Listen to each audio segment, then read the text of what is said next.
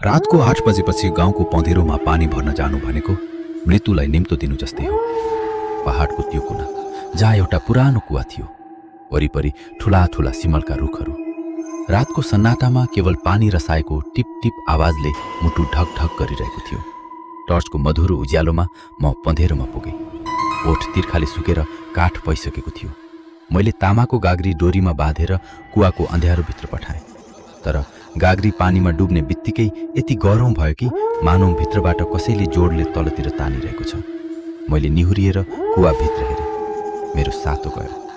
पानीको सतहमा मेरो छाया हुनुपर्ने ठाउँमा एउटा पुरानो लास तैरिरहेको थियो।